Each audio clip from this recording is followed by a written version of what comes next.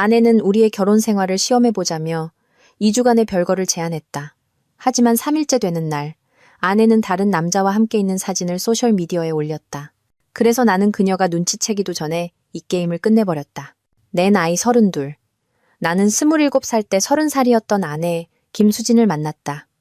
우리는 연애 2년을 포함해 총 5년을 함께했고 결혼한 지는 3년이 되었다.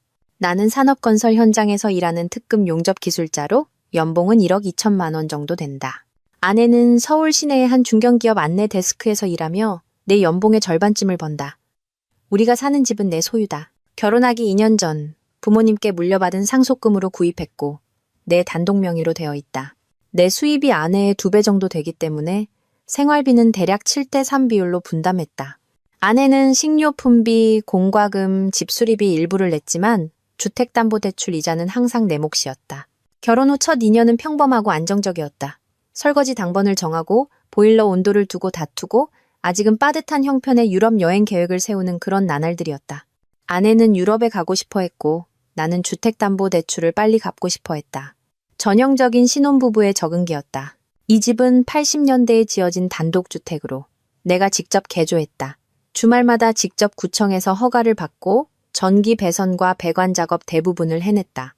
차고에는 작업실을 만들고 낡은 마룻바닥은 새로 니스칠을 했으며 주방은 화강암 상판과 최신 스테인리스 가전제품으로 꾸몄다. 나는 이 집에 약 5천만 원의 비용과 2년간의 땀을 쏟아부었다. 빠르게 젠트리피케이션이 진행되고 있는 이 동네에서 우리 집의 현재 시세는 약 8억 원에 달한다. 상황이 바뀌기 시작한 것은 약 8개월 전, 아내 수진이 대학 동창인 이유나와 다시 연락이 닿기 시작하면서부터였다. 유나는 복잡한 이혼을 겪고 서울로 돌아와 있었다. 아이는 없었고 바람을 피운 IT 사업가 전 남편에게 매달 300만 원의 위자료를 받고 있었다. 그녀는 강남의 트렌디한 오피스텔에 살면서 주말마다 클럽과 바를 전전했고 인스타그램에는 최고의 삶을 살아라, 타협하지 마라 같은 글귀가 담긴 스토리를 끊임없이 올렸다. 내 가장 친한 친구인 최지우는 우리 집 바비큐 파티에서 유나를 한번 만나고는 바로 그녀에게 인생 코치라는 별명을 붙여주었다. 지우는 대학 시절부터 나의 윙맨이었다. 그는 소프트웨어 개발자로 지독할 정도로 솔직하고 드라마를 견디지 못하며 다크한 유머 감각을 가졌다. 그는 유나의 명품 핸드백과 인조 속눈썹을 척 보더니 바로 그녀의 본질을 꿰뚫어 보았다. 유나는 28살에 탈색한 금발 머리를 하고 있었고 모든 것에 대해 의견을 갖는 것이 자신을 흥미롭게 만든다고 생각하는 부류의 여자였다. 그녀는 항상 나를 보며 조금 길게 미소 지었고 내 농담에 과하게 웃었다. 당시에는 그저 외향적인 성격이려니 하고 넘겼지만 더 경계했어야 했다. 그녀는 리스로 뽑은 BMW를 몰고 우리 집에 나타났다. 항상 나이트클럽에 가는 듯한 옷차림이었고 마치 아침 토크쇼에서나 나올 법한 새로운 연애 조언을 늘어놓았다. 결혼 18개월 만에 이혼했고 남의 돈을 쓰는 것 외에는 별다른 직업 기술도 없으며 평범한 사람을 절망하게 만드는 종류의 독성 긍정을 퍼뜨리는 그야말로 걸어다니는 재앙덩어리였다. 하지만 수지는 그녀의 말에 완전히 빠져 있었다. 어느 날부터인가 수지는 집에 와서 새로운 관계론에 대해 이야기하기 시작했다.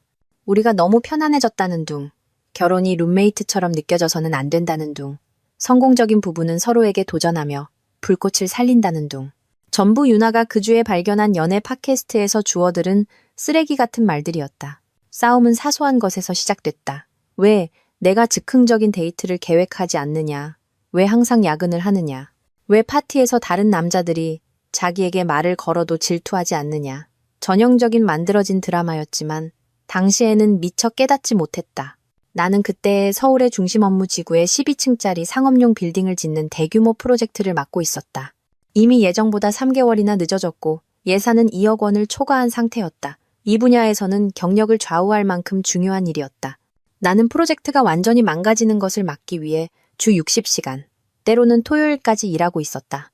하지만 유나의 연애 철학에 따르면 우리의 재정적 안정을 지키려는 나의 헌신은 사실 내가 결혼에 무관심하다는 증거일 뿐이었다. 정말 기가 막힌 논리였다. 12월이 되자 우리는 일주일에 2번은 싸웠고 패턴은 항상 같았다.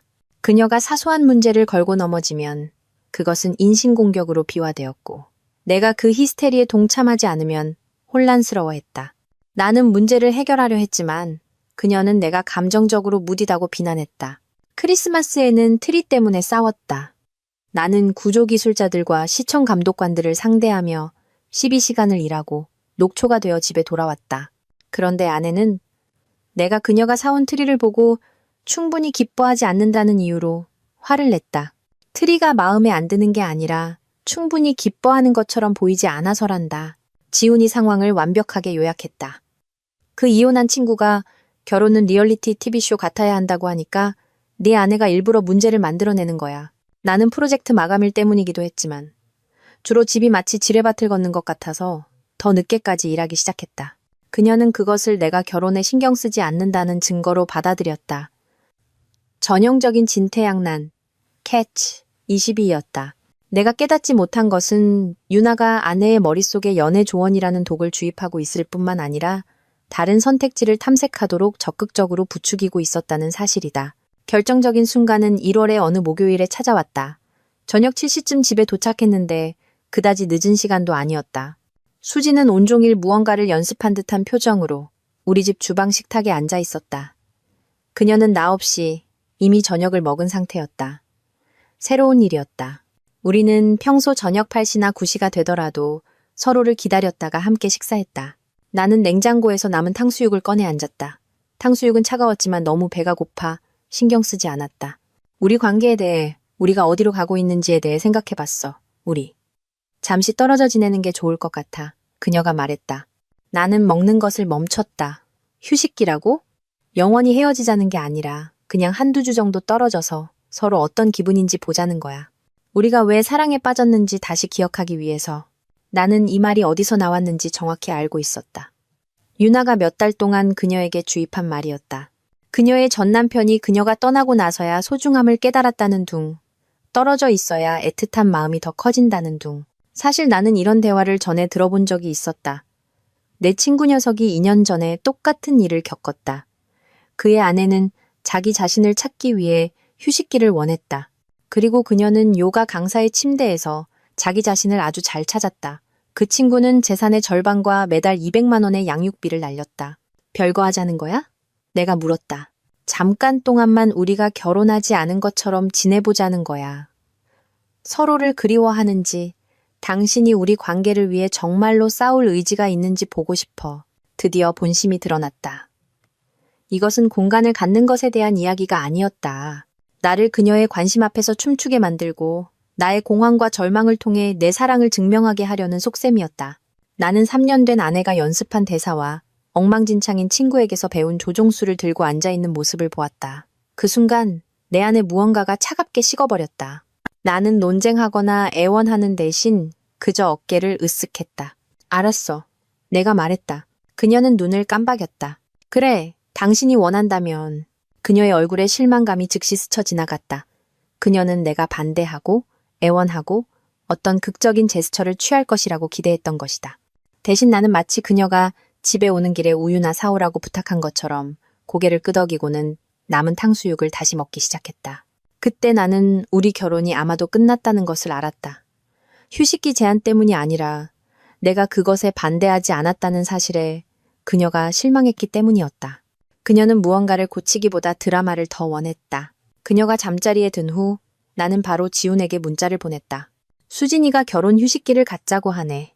30초 만에 답장이 왔다. 인생 코치 아이디어겠지. 그래서 어떻게 할 건데? 그냥 하자는 대로 해주려고.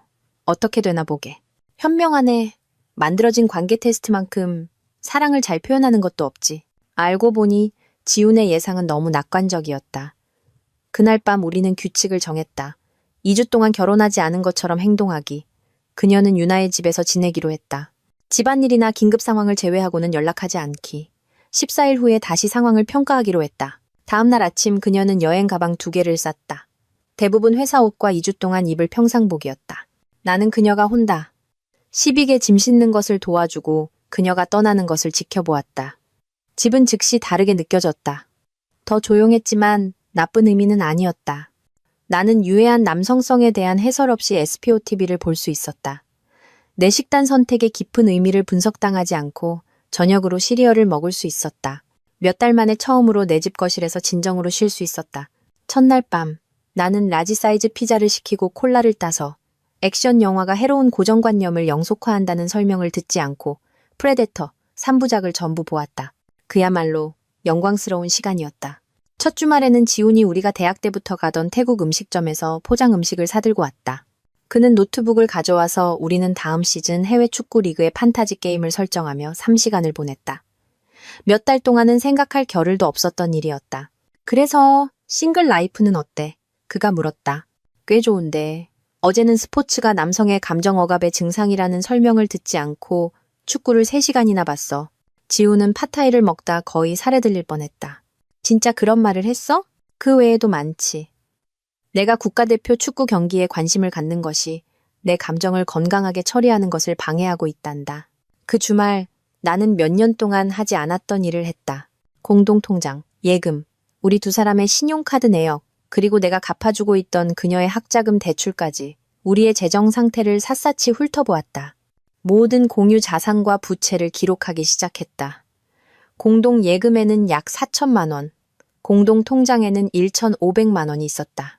그녀의 학자금 대출 잔액은 마케팅하기로 전화받고 약속이나 잡는 연봉 6천만 원짜리 직업을 얻는 데 쓰였고 아직 3천만 원이나 남아 있었다. 나는 지난 2년 동안 매달 50만 원씩 추가로 갚아주며 빨리 청산하려고 노력했다. 나는 또한 우리가 함께 한 집 수리 내역도 기록했다. 그녀는 3년 동안 자재와 가전제품에 약 1,000만 원을 보탰는데 대부분 주방 리모델링 비용이었다. 나는 모든 노동을 혼자 했고 내 돈으로 4천만 원을 추가로 투자했다. 월요일 아침 나는 변호사에게 전화했다. 아직 소송을 제기하려는 건 아니었고 단지 내 선택지를 이해하기 위해서였다. 변호사는 한국의 이혼법, 재산분할, 그리고 상황이 나빠질 경우 예상되는 것들에 대해 설명해 주었다. 좋은 소식은 집이 혼전 취득한 내 특유재산이므로 내 소유로 남을 것이라는 점이었다. 집의 가치 상승분은 좀 더 복잡했지만 내가 모든 노동을 하고 돈도 대부분 냈기 때문에 그 가치의 대부분을 지킬 가능성이 높았다. 첫 주가 끝날 무렵 나는 공동예금의 절반을 별도의 계좌로 옮겼다. 부부 공동재산이었고 나에게도 동등한 접근 권한이 있었으므로 완전히 합법적인 일이었다. 내 급여 자동이체도 공동 계좌가 아닌 내 개인 계좌로 변경했다. 그녀는 첫 주에 딱 한 번 문자를 보냈다. 우리 생각하고 있지? 나는 지훈에게 문자를 보여줬다. 이게 무슨 뜻일까? 그 인생 코치가 지금쯤 그는 엉엉 울면서 집에 돌아와 달라고 애원하고 있을 거야 라고 말했을 거라는 뜻이지. 근데 넌 아마 몇 달 만에 가장 편안한 상태일 테니 그녀로서는 혼란스러울 수밖에. 열흘째 되던 날, 유나가 연락해 왔다. 그녀는 2주가 자신의 계획을 실행에 옮기기에 충분하고도 남는 시간이라고 판단한 모양이었다. 화요일 오후, 저장되지 않은 번호로 문자가 왔다. 민준 씨, 어떻게 지내요? 우리는 단둘이 문자를 주고받은 적이 한 번도 없었다. 나는 짧지만 친절하게 답했다. 그럭저럭 지내요. 이 상황이 좀 이상하네요. 그러게요. 수진이가 너무 스트레스 받아 해요. 혹시 우리 커피라도 한잔하면서 얘기 좀 할 수 있을까요? 나는 즉시 거절하는 대신 장단에 맞춰주기로 했다. 네, 그러면 도움이 될 것 같네요. 우리는 목요일 저녁, 그녀의 오피스텔 근처 스타벅스에서 만났다. 그녀는 마치 클럽에 가는 듯한 차림으로 나타났다. 딱 붙는 검은색 원피스, 완벽한 풀 메이크업, 그리고 말 한마리를 질식시킬 만큼 진한 향수까지. 친구 남편과 결혼 위기 중에 커피를 마시러 온 사람의 차림새가 아니었다. 원피스는 그녀가 라떼를 집으려고 몸을 숙일 때마다 모든 것이 보일 만큼 깊게 파여 있었고 그녀는 대화 내내 의도적으로 자주 몸을 숙였다. 참으로 교묘했다. 이 모든 상황에 대해 정말 미안하게 생각해요. 그녀는 작은 테이블 너머로 몸을 기울이며 말했다. 두 사람 정말 잘 어울렸는데 그랬겠지. 나는 생각했다. 그래서 8개월 동안 내 아내에게 우리가 지루하다고 말했구나. 정말 그랬을까요? 요즘 계속 싸우기만 했잖아요. 그건 그냥 수진이가 혼란스러워서 그래요. 자기가 뭘 원하는지 모르는 거죠. 유나는 테이블을 가로질러 내 손을 만졌다. 하지만 이게 당신에게 얼마나 상처가 되는지 보여요. 그녀의 손톱은 아마 샵에서 5만 원은 좋게 들었을 법한 짙은 붉은색이었다. 매주 관리가 필요한, 돈 많이 드는 여자라고 비명을 지르는 듯한 손톱이었다. 나는 그녀가 몇 초간 손을 잡게 내버려둔 뒤 슬며시 뺐다. 힘들었죠. 있잖아요. 만약 얘기할 사람이 필요하면 밤낮으로 언제든지 제가 여기 있어요. 대화는 1시간 동안 계속되었다. 그녀는 내가 더 나은 대우를 받을 자격이 있다. 수진이가 가진 것을 감사할 줄 모른다. 만약 자기가 나 같은 사람과 결혼했다면 달랐을 거라는 식의 이야기를 했다. 우리가 떠날 때 그녀는 필요 이상으로 오랫동안 나를 껴안았다. 오늘 정말 좋았어요. 조만간 또 봐요. 나는 집으로 운전해 와서 바로 지훈에게 전화했다. 야, 너 이거 믿지 못할걸. 어디 맞춰볼까? 그 인생 코치가 벌써 웨딩드레스 쇼핑 중이시겠지. 거의 나한테 몸을 던지던데 배꼽까지 파인 원피스 입고 내 손 만지면서 내가 더 나은 대우를 받아야 한대. 그 여자 참을성도 없네. 배고픈 상어 같으니라고. 당연하지. 아마 수진이한테 휴식기를 제안하기 전부터 이 계획을 세웠을 거야. 이건 뭐 가정 파괴 3단계 프로그램 같네? 어떻게 할까? 모르는 척해. 자기가 아주 교묘하다고 생각하게 놔두면서 모든 걸 기록해. 이거 흥미진진해지겠는데. 그 후 며칠 동안 유나는 연락 강도를 높였다. 매일 어떻게 지내는지 묻는 문자를 보내고 다시 만나자고 제안하고 이 힘든 시기에 당신을 생각하며 같은 캡션과 함께 사진을 보냈다. 사진들은 명백히 계산된 것이었다. 요가 바지를 입고 헬스장에서 찍은 사진, 또 혼자 밥 먹네라는 캡션과 함께 레스토랑에서 찍은 사진, 그녀의 오피스텔 수영장에서 비키니를 입고 찍은 사진.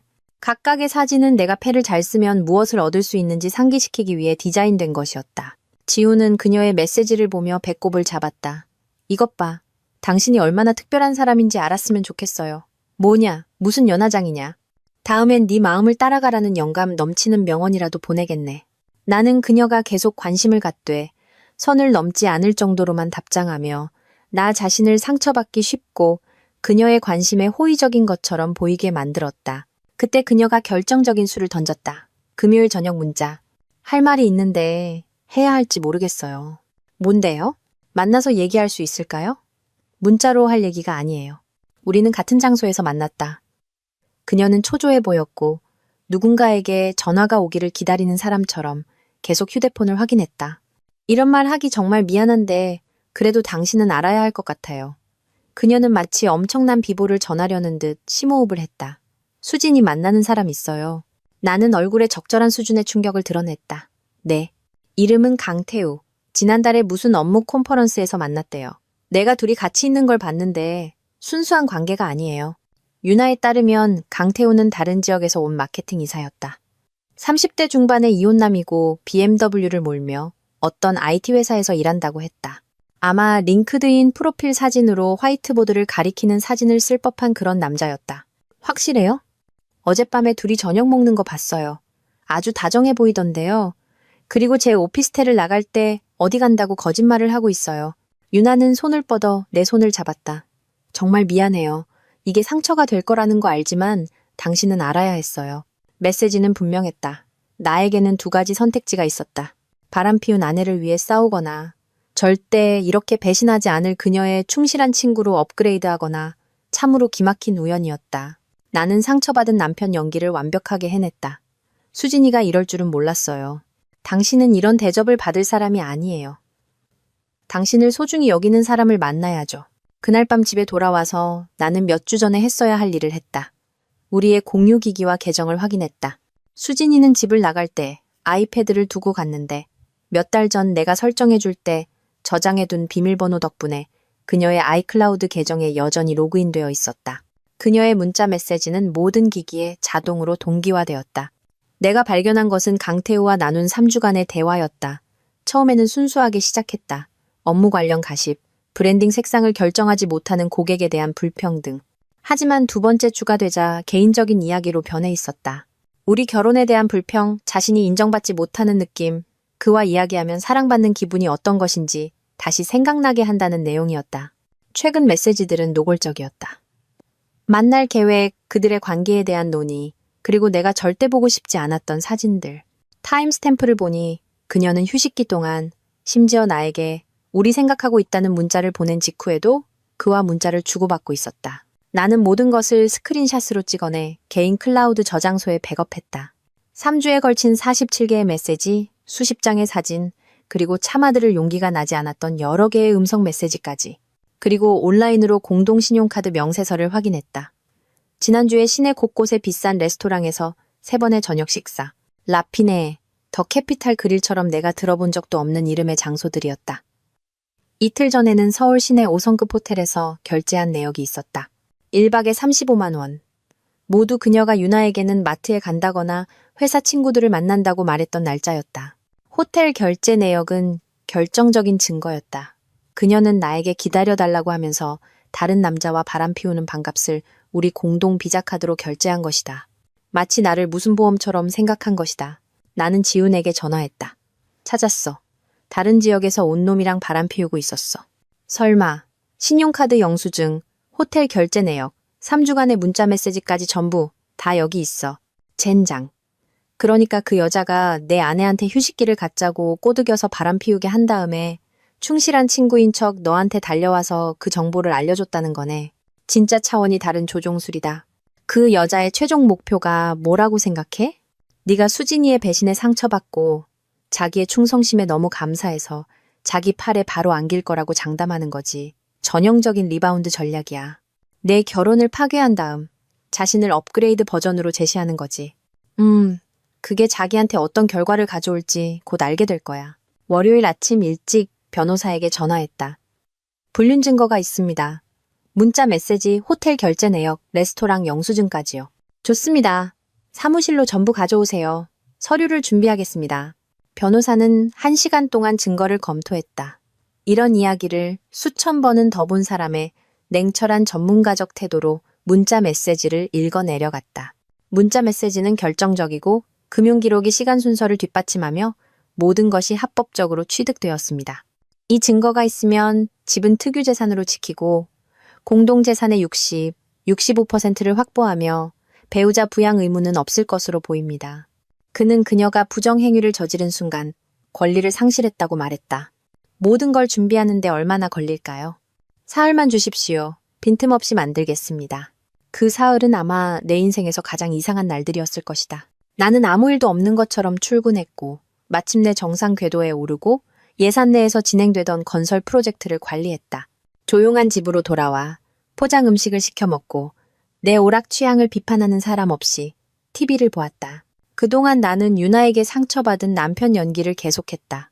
그녀가 전해준 끔찍한 소식에 대해 그녀에게 위로받고 수진이가 우리 둘 모두에게 얼마나 끔찍한 친구였는지에 대한 그녀의 이야기를 들어주었다. 수진이가 당신한테 어떻게 이럴 수 있는지 믿을 수가 없어요. 유나는 또 다른 커피 미팅에서 말했다. 당신이 그녀를 위해 해준 모든 것을 생각하면요. 어떤 사람들은 자기가 가진 걸 감사할 줄 몰라요. 맞아요. 나는 내 역할을 하며 말했다. 하지만 어쩌면 이게 다 이유가 있어서 일어나는 일일지도 모르죠. 아마도 당신이 그녀의 진짜 모습을 봐야 했기 때문일 거예요. 그녀는 테이블을 가로질러 내 손을 잡았다. 그리고 어쩌면 저도 당신의 진짜 모습을 봐야 했기 때문일지도 모르고요. 나중에 지훈에게 그 대화에 대해 말해주자 그는 거의 질식할 뻔했다. 진짜 그런 말을 했다고? 얼굴에 철판 깔고? 저도 당신의 진짜 모습을 봐야 했기 때문일지도 모른다고? 이게 무슨 로맨틱 코미디냐? 다음엔 운명이니 소울메이트니 하는 소리도 하겠네. 목요일 아침, 나는 전문 법원 송달원을 통해 수진의 사무실로 이혼 서류를 보냈다. 불륜을 보여주는 일부 문자 메시지 발췌본과 금융기록이 포함된 서류였다. 1시간도 안 되어 그녀에게서 전화가 왔다. 이게 대체 뭐야? 불륜 증거가 첨부된 이혼 서류야. 이건 임시 휴식기였잖아. 우리 잘 해결하기로 했었잖아. 넌 강태우랑 잘 해결했잖아. 그 호텔에서 보낸 밤이 35만 원의 가치가 있었으면 좋겠네. 침묵이 귀를 먹먹하게 했다. 나는 그녀의 뇌가 내가 호텔에 대해 어떻게 알았는지 알아내려 애쓰는 소리를 들을 수 있었다. 어떻게? 내 아이패드가 아이클라우드에 동기화되거든.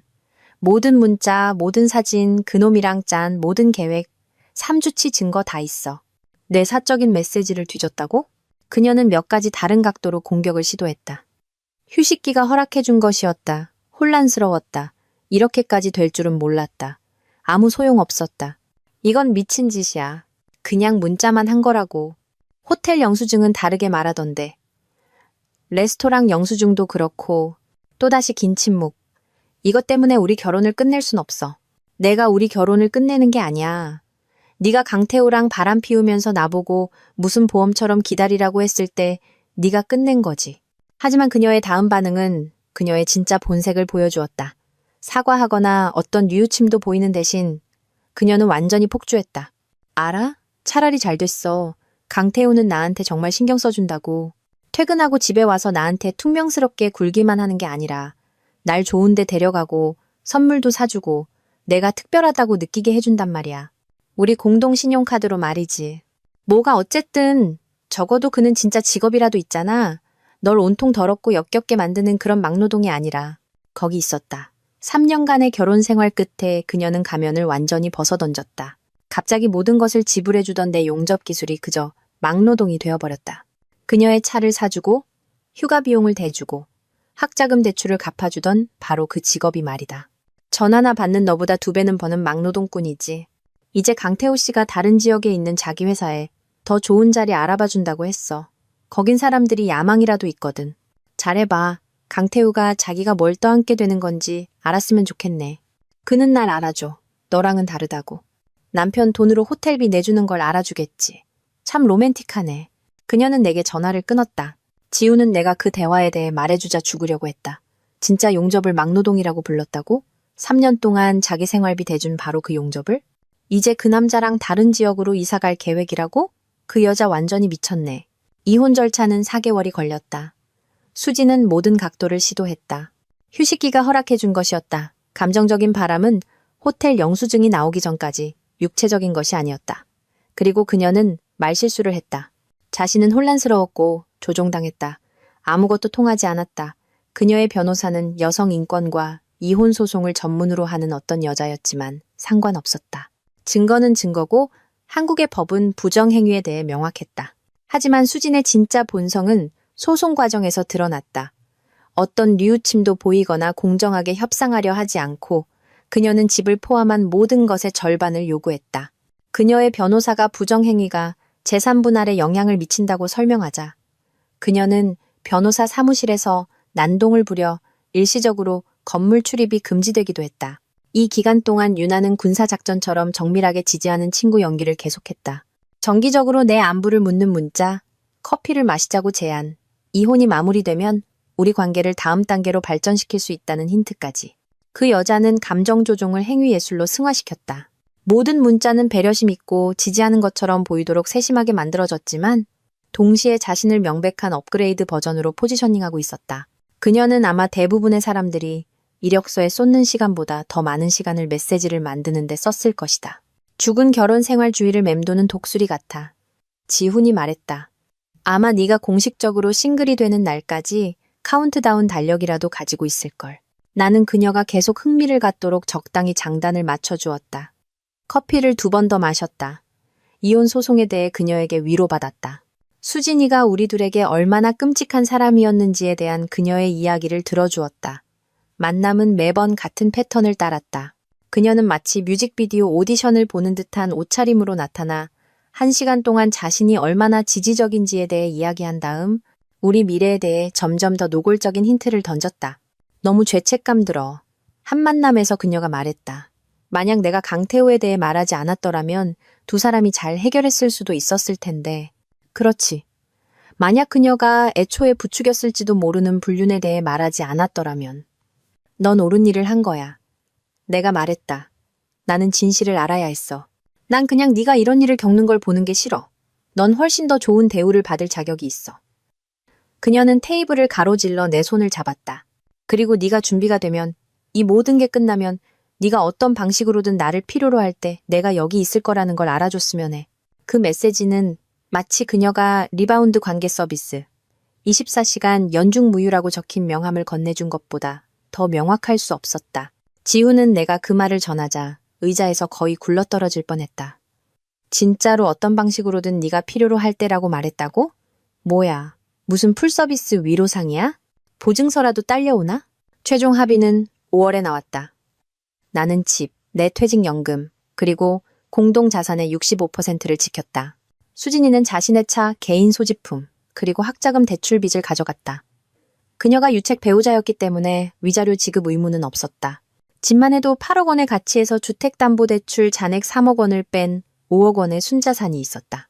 내가 직접 수리한 가치 상승분을 고려하면 나는 약 5억 원의 자산과 공동예금 및 투자금에서 나온 3천만 원을 추가로 지켰다. 그녀는 15만 킬로미터를 뛴 혼다. 시빅과 약 2천만 원을 들고 떠났다. 하지만 그때조차 그녀는 책임을 받아들이지 못했다. 최종 합의회의에서 그녀는 분할이 불공평하고 내가 그녀가 자신의 마음을 따른 것에 대해 벌을 주고 있다고 불평할 배짱까지 있었다. 내 마음을 따른 거라고? 내가 말했다. 넌 우리 공동 신용카드로 다른 남자랑 호텔 방값을 냈어. 강태우 씨와 나는 진짜 교감이 있어. 네가 절대 이해 못할 그런 거. 그게 우리에게 35만 원에 세 군데 다른 레스토랑 저녁 식사 비용을 안겨줬다는 건 이해해. 그녀의 변호사는 회의 테이블을 가로질러 달려들려는 그녀를 물리적으로 제지해야만 했다. 그 여자는 완전히 이성을 잃었다. 케이크를 가지면서 동시에 먹으려고 하면 그렇게 되는 거야.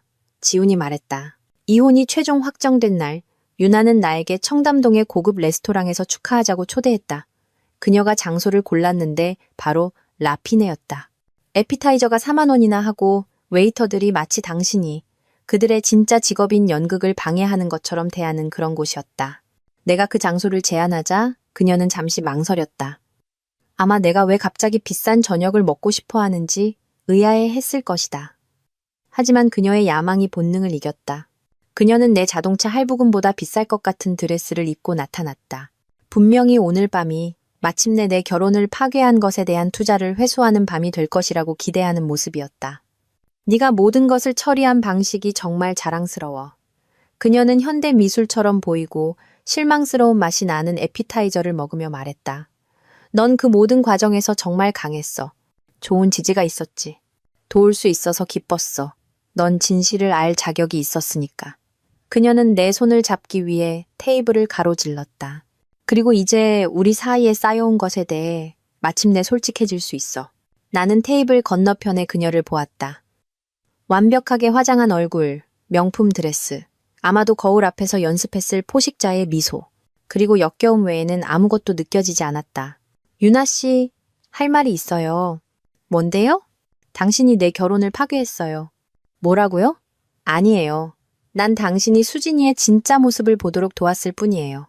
당신은 나를 차지하려고 우리를 헤어지게 하려고 했어요. 그녀가 바람 피우도록 부추기고 그러고 나서 충실한 친구인 척 내게 달려와 정보를 흘렸죠. 유나의 얼굴이 파운데이션 아래에서 창백해졌다. 내가 그녀를 안 이후로 처음으로 그녀는 진심으로 놀란 것처럼 보였다. 그건 아니에요. 난 절대. 아니, 당신은 절대적으로 그랬어요. 그리고 해냈죠. 당신은 한 여자가 남편을 원한다는 이유로 그녀의 결혼을 파괴하도록 조종했어요. 난 두 사람 모두를 걱정했어요. 당신이 더 상처받는 걸 막으려고 했던 거예요. 당신은 당신 자신의 이익을 지키고 있었던 거죠. 기회를 보고 그걸 잡은 거고요. 나는 일어나서 테이블 위에 5만 원짜리 지폐 2장을 내려놓았다. 가장 슬픈 건 내가 당신이 한 짓을 할 수 있는 사람과 함께 있고 싶어 할 거라고 당신이 정말로 생각한다는 거예요. 어디 가요? 우리 아직 저녁도 안 먹었잖아요. 집에 갈 거예요. 당신 같은 사람들을 믿지 않을 만큼 똑똑했기 때문에 지켜낸 내 집으로 혼자서요. 우리 사이는요? 나는 여전히 비싼 드레스를 입고 앉아있는 그녀를 내려다보았다. 마침내 그녀의 정교한 조작이 그녀에게 아무것도 가져다 주지 못했다는 것을 이해하는 표정이었다. 우리 같은 건 없어요. 처음부터 없었고요. 당신은 자신의 즐거움을 위해 관계를 파괴하는 유독한 사람이에요. 하지만 난 당신을 도왔잖아요. 수진이에 대한 진실을 말해줬다고요. 당신은 당신이 부추긴 불륜에 대한 진실을 말해줬죠. 문제를 만들어내고 그러고 나서 자신을 해결책으로 제시한 거예요.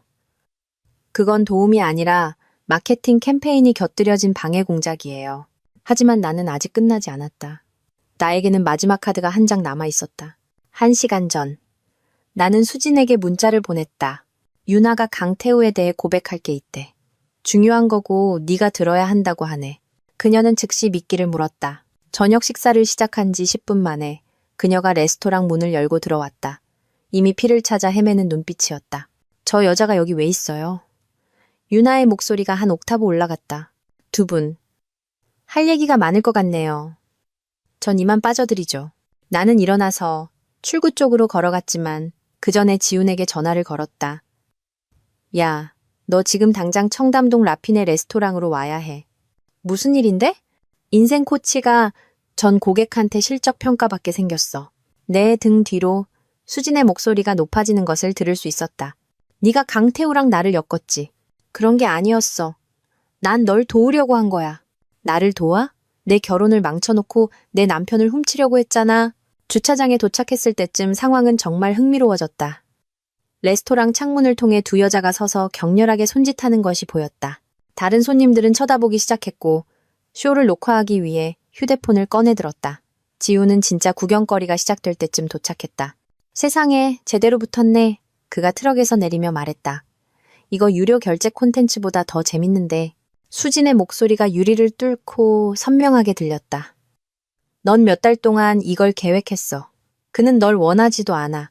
그는 날 선택했어. 방금 너를 찾다고 이 망상증 환자야. 그때 유나가 무언가를 던졌다. 물컵 같았다.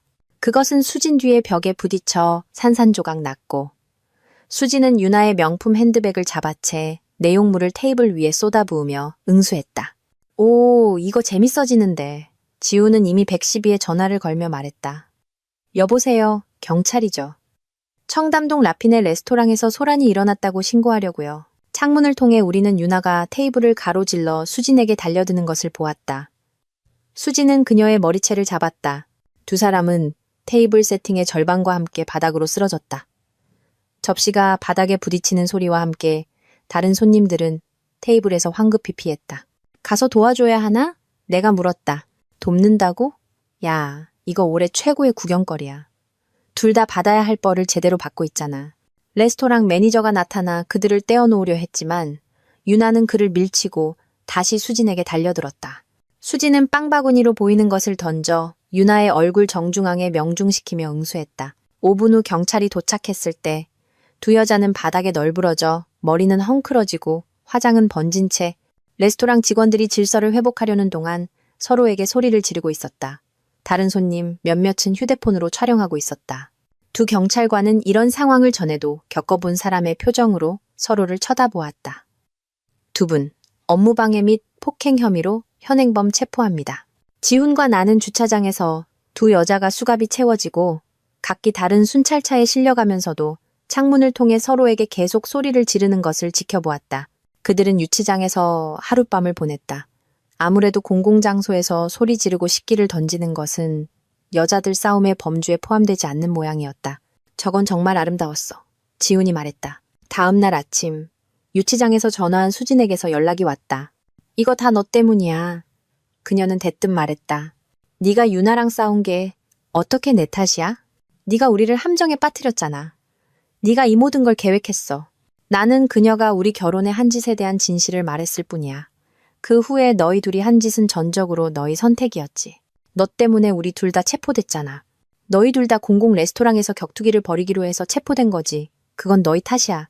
하지만 그녀의 뻔뻔함은 끝나지 않았다. 네가 날 보석으로 빼내줘야 해. 난 네 아내잖아. 어제부로 전 부인이지. 그리고 아니, 난 너한테 아무것도 해줄 필요 없어. 달리 전화할 사람이 없단 말이야. 강태우는 전화를 안 받아. 그건 내 개인적인 문제 같은데 날 그냥 여기 내버려 둘 순 없어. 두고 봐. 통화는 그녀가 내게 전화를 끊기 전까지 아마 3분 정도 지속되었다. 나중에 지훈에게 이 이야기를 해주자 그는 거의 죽으려고 했다. 그 여자 배짱 하나는 인정해줘야겠네. 두 여자는 결국 유치장에서 하룻밤을 보내고 업무 방해죄로 벌금을 내야 했다. 수지는 또한 파손된 레스토랑 기물에 대해 약 100만 원을 배상해야 했다. 이 사건은 이혼 드라마, 레스토랑 난투극으로 번지다라는 제목으로 여러 소셜미디어 페이지에 올랐다. 누군가 휴대폰으로 모든 것을 촬영해 틱톡에 올렸고 그 영상은 첫 주에 8만 뷰를 기록했다. 한 사용자는 현실을 직시하려다 망한 경우라는 댓글을 달았고 500개의 좋아요를 받았다. 수지는 경기도에 있는 부모님 댁으로 다시 들어갔다. 마지막으로 들은 소식에 따르면 그녀는 다른 회사에서 비슷한 돈을 벌며 일하고 있지만 이제는 전과 기록과 바이럴 영상의 주인공이 되었다. 강태우는 자신이 결혼을 파탄내는데 이용당했고 바이럴 레스토랑 싸움으로 공개적으로 망신을 당했다는 사실을 깨닫자마자 그녀와 관계를 끊었다. 가장 웃긴 부분은 강태우가 체포 사건 이후 그녀를 잠수타려고 했지만 그녀가 계속 그의 사무실로 찾아가 관계를 회복하려 했다는 것이다. 그의 회사는 결국 건물 보안팀을 동원해야 했다. 한때 바람둥이인 줄 알았던 남자가 접근 금지 명령이 필요한 신세가 된 것이다. 유나는 체포 사건 이후 몇 주 동안 사과와 비난을 번갈아가며 연락을 시도했다. 정말 미안해요. 내가 왜 그랬는지 모르겠어요로 시작해서 당신이 우리 둘 다를 조종했고 두 개의 우정을 파괴했어요로 끝났다. 마침내 어느 토요일 아침, 그녀가 예고 없이 우리 집에 나타나 왜 자기가 좋은 친구가 되어준 것에 대해 벌을 주느냐고 따졌을 때 나는 그녀의 번호를 차단했다. 집은 다시 집처럼 느껴진다. 아무 쓸모도 없는 장식용 쿠션들을 전부 치워버렸다. 절대 불을 붙일 수 없었던 향초들도 버렸다. 제대로 된 기역자형 소파와 거실에 65인치 TV를 샀고 남는 방은 홈 오피스로 바꿨다. 쓰레기는 정말로 스스로를 치우는 법이다.